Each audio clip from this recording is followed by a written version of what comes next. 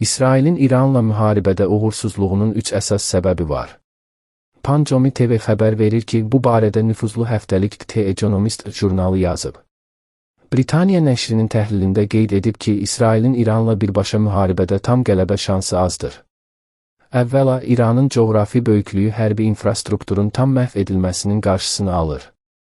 Qəzza və ya Livanın cənubundan fərqli olaraq, qısa müddət ərzində və bir neçə məhdud əməliyyatla İran faktiki olaraq iflic vəziyyətinə düşə bilməz. Raket bazalarının və hərbi mərkəzlərin ölkə daxilində səpələnməsi İrana zərbələr endirmə imkanlarını azaldıb və İsrailin hədəfə aldığı hücumların effektivliyini şübhə altına alır.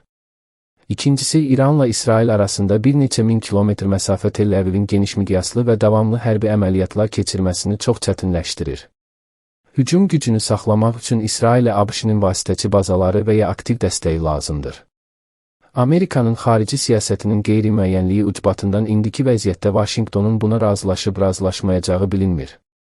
The Economist təhlilinə davam edərək vurğulayır ki, İran daxilində iqtisadi və sosial şəraitdən narazılıq olsa da, xarici təhlükə zamanı siyasi sistem ətrafında bir növ milli birlik və həmrəylik formalaşır.